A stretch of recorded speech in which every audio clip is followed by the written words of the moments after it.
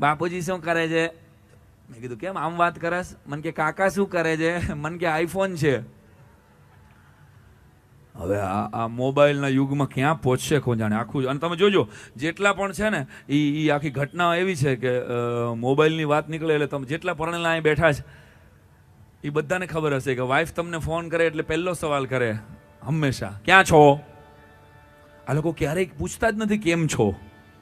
પહેલો સવાલ પૂછે ક્યાં છો. આ લોકો ચેક કરવા માંગે છે કે તમે કવરેજમાં નથી ને, કવરેજની બહાર નથી નીકળી ગયા ને. દરેક ને તમારે પૂછી લેવું. અને અમારે તો રાજકોટમાં એક જણો વાત કરતા કરતા આમ હેલો, અને વાઈફને કીધું અડધી કલાકમાં ઘરે પહોંચ્યો, ભાખરીની શાક તૈયાર રાખજે. ઓકે ઓકે કીધું ને વિજલભાઈ. ત્યાં નગરપાલિકાનું ગટરનું ઢાંકણું ખુલ્લું હતું. તમારે અહીં બંધ છે, અહીં બંધ હોય છે મને ખબર છે. અમારે ત્યાંની વાત છે નગરપાલિકાનું. એક અમારે બનેલી ઘટના, ગોંડલ હું રહેતો, પછી હવે તો રાજકોટ આવી ગયું, પણ ગોંડલ રહેતો ત્યારે અમારે ઘરની સામે બરાબર કૂતરું મરી ગયું. આ બનેલી ઘટના. એટલે મેં ફોન કર્યો, હલો, મેં નગરપાલિકા ગોંડલ. મને કે યસ. મેં કીધું ભાઈ કૂતરું મરી ગયું છે, ઉપાડી જાઓ ને. મને કે કોણ બોલો છો? લેન્ડલાઇનમાં ફોન કર્યો. મેં કીધું ભાઈ સાંઈરામ દવે. તો મને કે લે તમે તો બ્રાહ્મણ છો. મેં હા કાયદેસર. કેમ? તો મને કે અગ્નિ સંસ્કાર કરી નાખો. હવે મારો બાટલો ફાઈટો. મેં કીધું હા ભાઈ એ તો કરી જ નાખશું અગ્નિ સંસ્કાર, પણ સગાવાલાને જાણ કરવી પડે ને.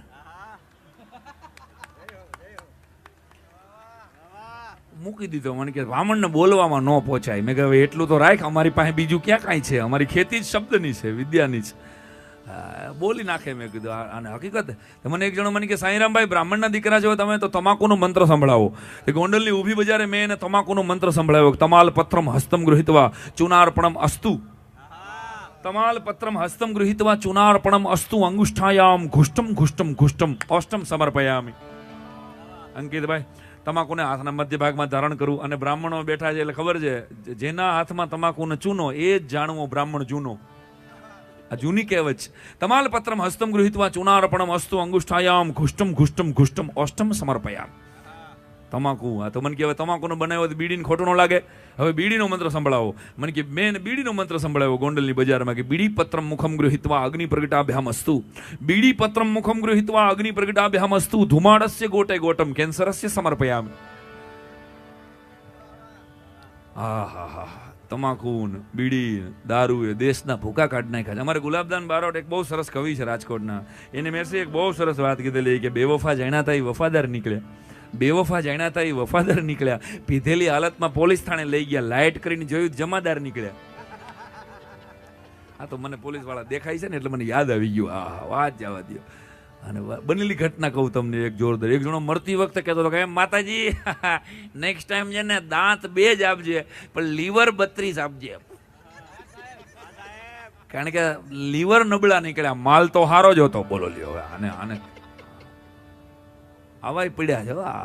પીધેલા તો હમણાં એક જણા ફૂલ નશામાં સવારના પોરમાં 8:30 વાગ્યામાં એની વાઈફને કહે હું જો એમએલએ હોઉં ને તો આ 3 તાલુકાની શિકલ બદલાવી નાખું. 3 તાલુકાની શિકલ બદલાવી નાખવું. એટલે ઘરવાળી કે શાંતિ રાખો ને. શું શાંતિ રાખો? એ કે હું એમએલએ હોઉં તો 3 તાલુકાની શિકલ બદલાવી નાખું. એ કે પહેલા તમે તમારી લુંગી બદલાવો. સવારની મારી ચોયણી પહેરીને રખડો છો તમે. એ કે હા લે ગયા આ તો લીલો કલર આવી ગયો એટલે ખ્યાલ ન રહ્યો. ગયા હાલી પછી કે શિકલ બદલાવજો. તમે ચપ્પલ ગોતવા હાટું માણા ભેગો રાખો છો અને આવાય પીડ્યા છે. એટલે પણ વાત નીકળી છે એટલે કહું તમને પીધેલાની. એ જણા નક્કી કર્યું કે આપણે છે ને કોઈ આપણને સરખું ગામમાં બોલાવતું નથી તો આપણે છે ને શું કરવું જોઈએ કે આપણે દુકાન કરીએ, કરિયાણાની દુકાન કરીએ તો મોટા આપણે ત્યાં કોક આવે કે પણ આવશે કોણ? તો કે શરૂઆત આપણે કરીશું. તું ગ્રાહક થઈ જા, હું થઈ જાઉં શેઠ. બે ફૂલ નશામાં. એક જણો ગ્રાહક થયો, એક જણો શેઠ થયો. ઓલો ગ્રાહક આવીને બોલ્યો એ કે 2 કિલો ગોળ આપો બોટલમાં. 2 કિલો ગોળ આપો બોટલમાં. એટલું કીધું ને એટલે ઓલો કે ભાઈ બોટલમાં ગોળ ન હોય. એ કે હાલી હું નીકળ્યો. તને એ કે ગ્રાહક થતા નથી આવડતું, આવી જા તું શેઠ થા. જો હું ગ્રાહક થઈ જાઉં. એમ કે ઓલો ઉતરો શેઠ. એ કે 2 કિલો ગોળ આપો. એટલે ઓલો શેઠ થઈ ગયો હતો ને એ કે બોટલ લાવ્યા જો. દુકાન જ બંધ થઈ ગઈ. બોલો લ્યો. હા. અને અમારી સોસાયટીમાં એક કાકા છે એને આખી જિંદગી અમારા ગામડામાં કાકાએ કાંઈ કરેલું નહીં એટલે નક્કી કર્યું કે હવે છોકરાઓ ડૉક્ટરને બોલ્યા કે હું મરતી વખતે કાંઈક મારું એવું સારું ગામ લોકો વખાણ કરે ને તો છોકરાએ નક્કી કર્યું કે બાપુજી તમારું ચક્ષુદાન કરી દઈ, તમે હવે છેલ્લા શ્વાસે છો. તો કે બહુ સારી વાત. ડૉક્ટરે આવીને કાગળિયામાં સહી કરાવી, ચક્ષુદાન કરી દેવા છે. તો એ કાગળિયામાં સહી થઈ ગઈ. પછી કાકાને બોલાવી. કાકાએ ડૉક્ટરને બોલ્યો કે અહીંયા આવો સાહેબ, જેને મારી આંખો આપો ને એને નાનકડી શરત કરજો. શું? તો કે 4 પેક પછી જ ખુલશે અને 11 વાગ્યા પહેલા નહીં ખુલે. ડૉક્ટરે ચક્ષુદાન કેન્સલ કર્યું કે આ ન કરાય. આ તો આનંદની વાત કરાવું છું. એક જણા પત્ની ખીજાણી કે કેમ તમે તો ના પાડતા હતા ને, તમે તો દારૂ છોડી દીધો છે, કેવી રીતે પાછું શરૂ કર્યો? એટલે કે હું મારા માટે નથી પીતો, મારા નાના નાના બાળકો માટે પીવું છું. તો તો કે હમણાં દિવાળી આવશે? તો કે હા. દિવાળી આવશે એટલે છોકરાઓ ફટાકડા ફોડશે? તો કે હા. ફટાકડામાં રોકેટ હશે? તો કે હા. રોકેટ માટે બોટલની જરૂર નહીં પડે? મારા બાળકો કોઈની ઘરે બોટલ માગવા જાય એ મારાથી ન જોયું જાય લે એમ કરીને નાખી ગયો. અને એક જણો તો આમ બધી બોટલો લઈ અને આમ અગાસીમાંથી ચડ્યો ને ખાલી બોટલોનો ઘા કરતો હતો. તારા લીધે 200 વીઘા જમીન વેચાઈ ગઈ, ધાડ કરતો ઘા કર્યો. વળી બીજી બોટલ ઉડાડી, તારા લીધે ઘરવાળી વહી ગઈ, ધાડ. બીજી 3-4 ખાલી બોટલનો ઘા કર્યા. પછી 5મી ભરેલી બોટલ આવી કે રહેવા દે, મારી બરબાદીમાં તું નિર્દોષ છો, તારો કાંઈ વાંક નથી. કે આટલું કીધું ને. આ તો વાત આનંદની કરું છું દોસ્તો, પણ આ જાહેર મંચ છે, કોર્પોરેશનનું આવું અદ્ભુત આયોજન છે એટલે એક વાત મારી જો ગળે ઉતરે તો દોસ્તો કે गिलासों में जो डूबे फिर न उभरे जिंदगानी में, हजारों बह गए इन बोतलों के बंद पानी में, नकर बर्बाद अपनी जिंदगी बोतल के दीवाने, तो काटेगा बुढ़ापे में जो बोता है जवानी में. ઈ લોક સાહિત્ય શીખવાડે છે, જીવતા શીખવાડે સાહેબ કે દારૂ ઈ કાયમ દુઃખ દેનારો ને બે ઘડીની મોત. દારૂ ઈ કાયમ દુઃખ દેનારો ને બે ઘડીની મોજ. મોજ લેવામાં એ કંઈક મરાણા, મોજ લેવામાં એ કંઈક મરાણા ને કજિયા થાતા રોજ. દારૂ મૂકી દૂધડા પીજો, એ દુનિયાને દુઃખ ન દેજો. દારૂ મૂકી દૂધડા પીજો, એ દુનિયાને દુઃખ ન દેજો. 31st ની ઉજવણી આપણે બહુ ભયંકર રીતે થાય છે, આખા દેશમાં થાય છે. હવે પૂજી મોરારી બાપુ પાસે બેઠા હતા મહેરસિંહ અમે અયોધ્યાની અંદર, ત્યારે બાપુ એક બહુ સરસ વાત કરી કે આપણો દેશ એ શાંતાનો નહીં સંતોનો દેશ છે. ભલા માણસ આપણે આપણી પાસે ઉત્સવ ઓછા હોય તો આપણે બીજાના ઉત્સવ. અને મેં તો જાહેરમાં એ કાર્યક્રમમાં પૂછી બાપુની હાજરીમાં ઉમરેશની કથા હતી ત્યારે કીધેલું કે આપણે કાંઈ વાંધો જ નથી. આપણે તો 2 હાથ ખુલ્લા મૂકીને બધા જ સંસ્કૃતિને, બધા જ ધર્મોને, બધા જ ઉત્સવોને પ્રેમેથી સ્વીકાર્યા છે. પણ આમાં હું આ મારી વાત કટ્ટર નહીં ટટ્ટાર વાત કરી રહ્યો છું આપની સામે કે જ્યારે આખી દુનિયાના ધોળિયાઓ માથે ટોપલો મૂકી નંદ ઘેરાનંદભાઈ ઉજવે ને તેથી આપણે ક્રિસમસ જોરથી ઉજવવી. આવું મારી વાત ખોટી હોય, સાચી લાગે તો આખા ઓડિયન્સ એકવાર નંદ ઘેરા નંદ ભયો જય કનૈયાલાલ, નંદ ઘેરા નંદ ભયો જય કનૈયાલાલ, હાથી ઘોડા પાલકી જય કનૈયાલાલ કી. હાથ ઊંચો કરીને મને કાનુડો વાલો હોય. હાલો હાથી ઘોડા પાલકી જય કનૈયાલાલ, નંદ ઘેરા નંદ ભયો જય કનૈયાલાલ, નંદ ઘેરા નંદ ભયો જય કનૈયાલાલ, નંદ ઘેરા નંદ ભયો જય કનૈયાલાલ કી, નંદ ઘેરા નંદ ભયો જય કનૈયાલાલ કી, હાથી ઘોડા પાલકી જય કનૈયાલાલ કી, હાથી ઘોડા પાલકી જય કનૈયાલાલ. કૃષ્ણ કનૈયા લાલ કી જય. આજ સેન્ટર પોઈન્ટમાં કાનુડો એટલે છે કે મૂળ ઉત્સવ પ્રેમી પ્રજા છે અને 5,500 વર્ષ પહેલા યુપીમાંથી ગુજરાતમાં શિફ્ટ થયેલો સૌથી પહેલો કોઈ વ્યક્તિ હોય તો એ કૃષ્ણ હતો. બેટર ઓપોર્ચ્યુનિટી માટે. આ કાંઈ આ નેનો આવે ને બીજા બધા આવે ને એ કાંઈ આજકાલનું નથી સાહેબ. હા, બેટર ઓપોર્ચ્યુનિટી માટે સૌથી પહેલો કાનુડો. હા, કંઈ કહેવાનું છે તો ઠીક. કોઈ જાહેરાત છે? અચ્છા. બેટર ઓપોર્ચ્યુનિટી માટે કાનુડો. અને કાનુડાને નતર મથુરા છોડીને તો કાશ્મીરમાં જઈ શકતો હતો ને. તેદી ક્યાં આવો ઉપાડો હતો?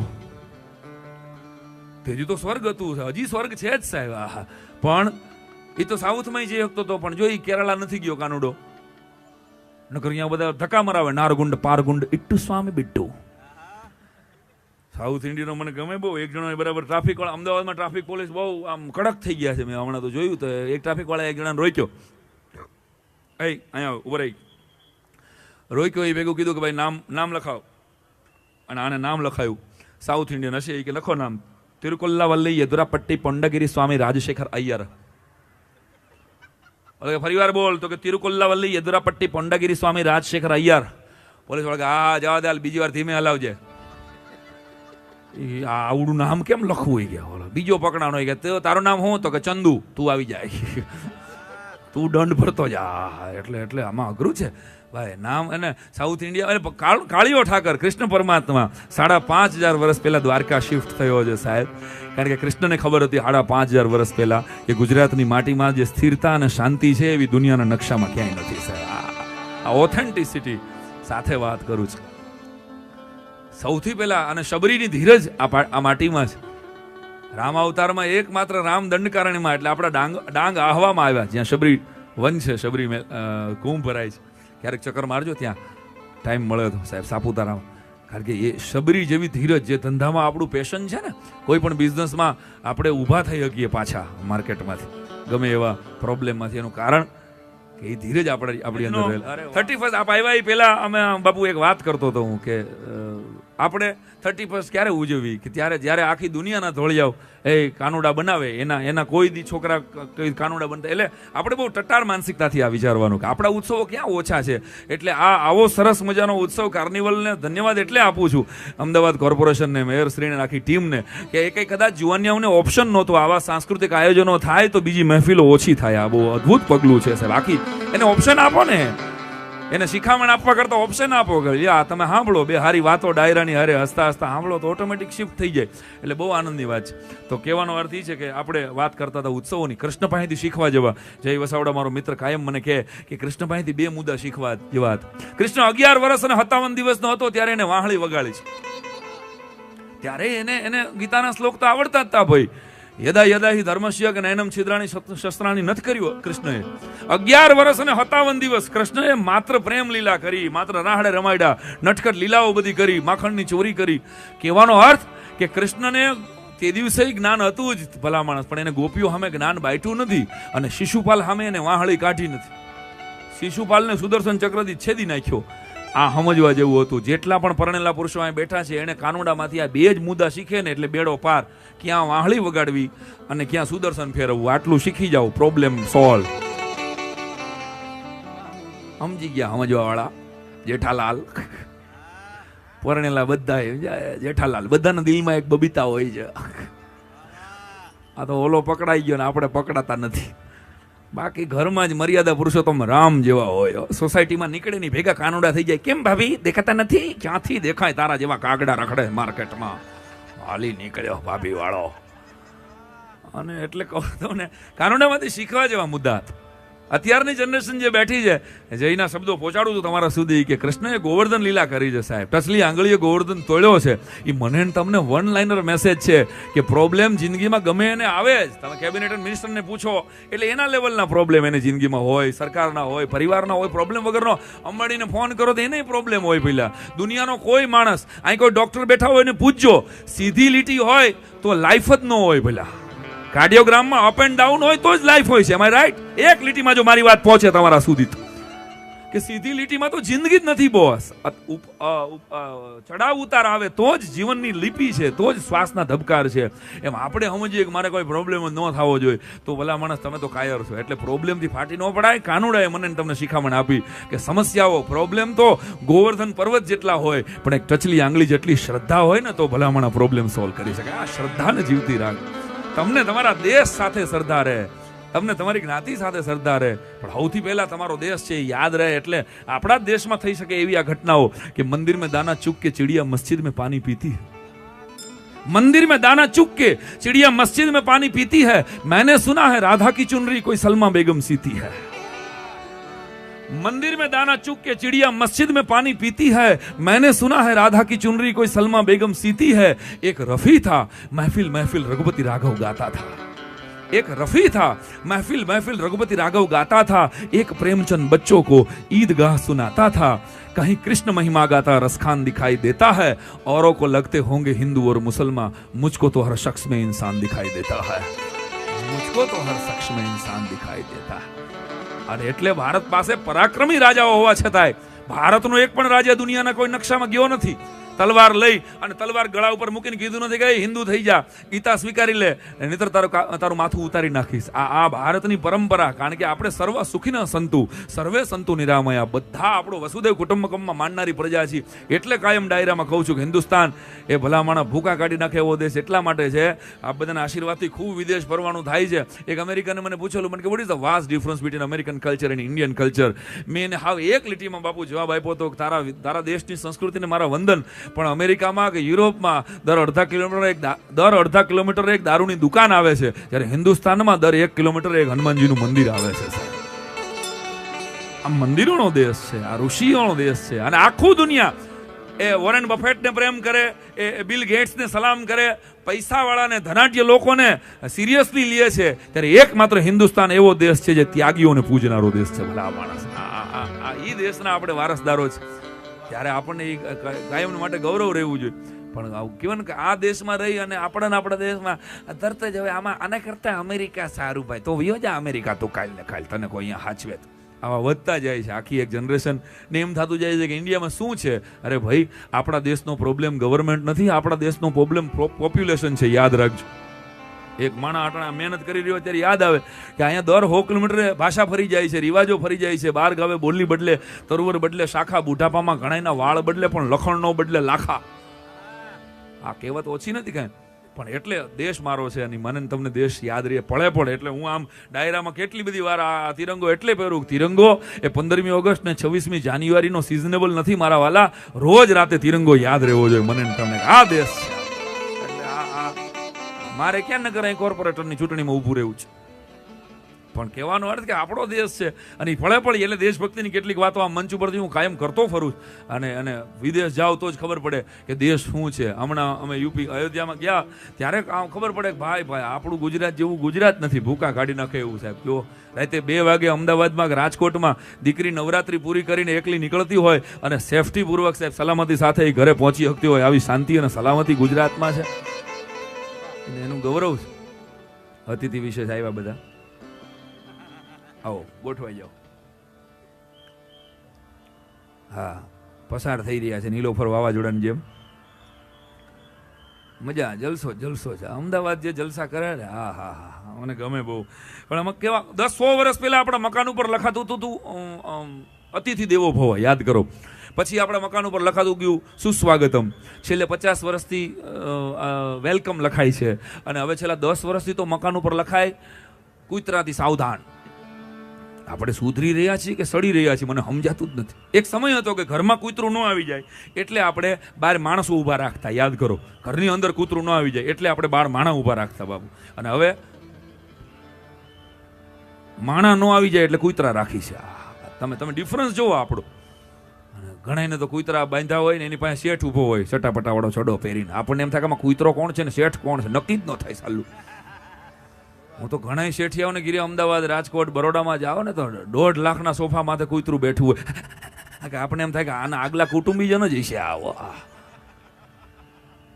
મરે કીધું હા. એટલે કૂતરાની વાત નીકળી છે 100 વર્ષ પહેલા. હવે તો દરવાજામાં કાણા રાખે છે, આમ જોવે અંદર લીધા જેવો છે પછી દરવાજો ખોલે. શહેરમાં તો માનસિકતા એવી થઈ ગઈ છે બધાની કે અંદર લીધા જેવા છે તો જ દરવાજો ખોલે, નકર કોઈ દરવાજો ન ખોલે. હા ભાઈ, એટલે આમાં વિડીયો વાળા અને આજો આમ કેમેરા વાળા એક આંખ હોય ને એ લોકોએ તો ફોટોગ્રાફર થઈ જ જવું જોઈએ.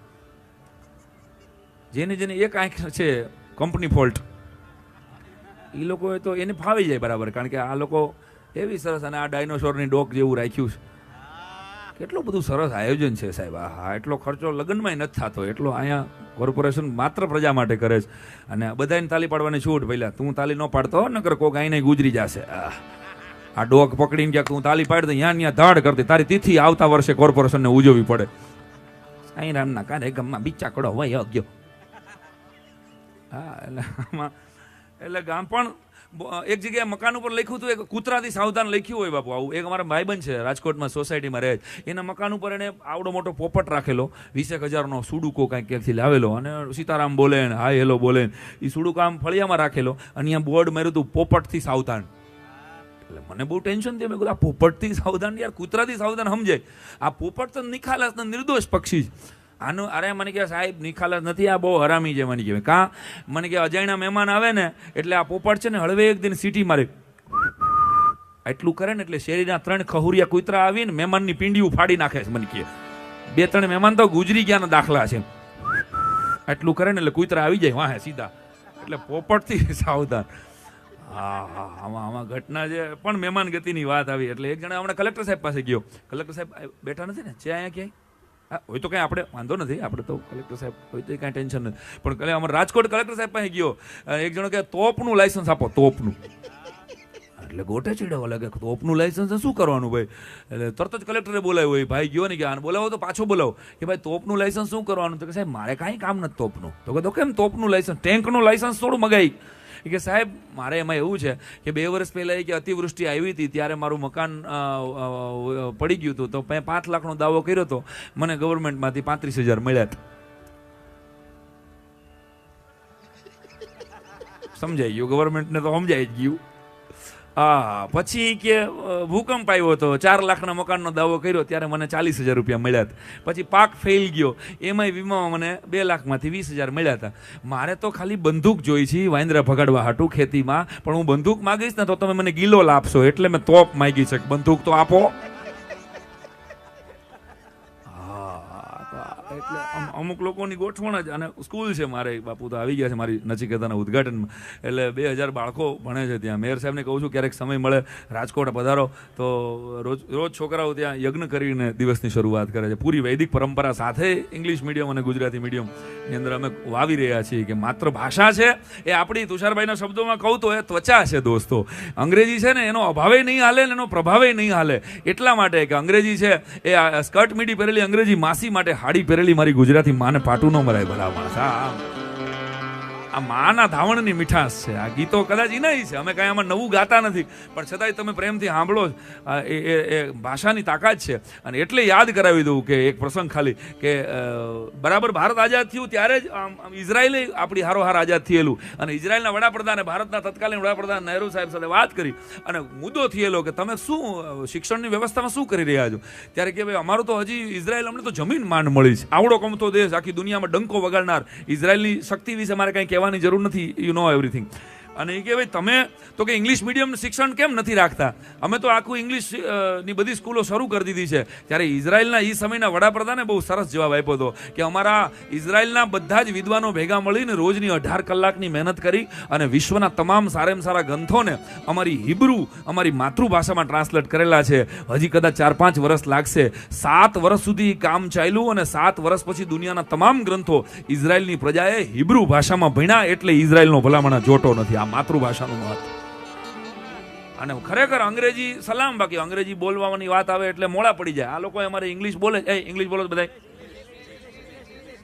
Bus stop. આખી રાત ઇંગ્લિશ બોલ્યા કરે બાપુ.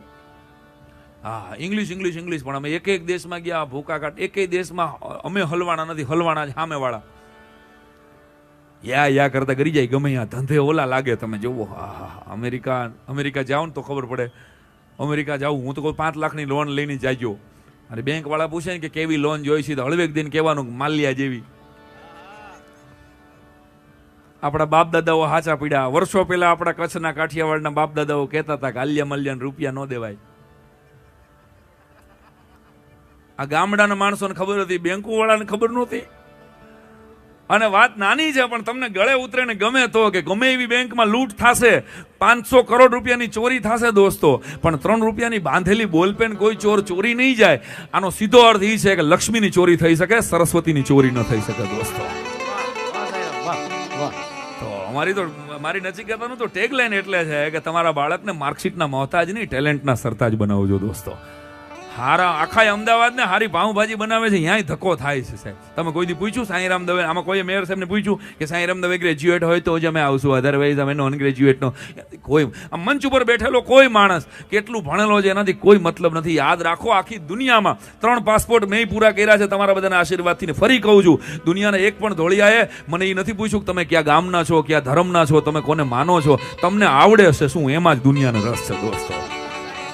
તો તમારા અહીં જેટલા પણ પેરેન્ટ્સ બેઠા છે એ તમારા છોકરાને આવડે છે. હું બાકી મમ્મીઓને અમે ક્લાસમાં બનેલી ઘટના, એક છોકરાને પૂછેલું મેં કે બેટા ખાતર કેટલી પ્રકારના હોય?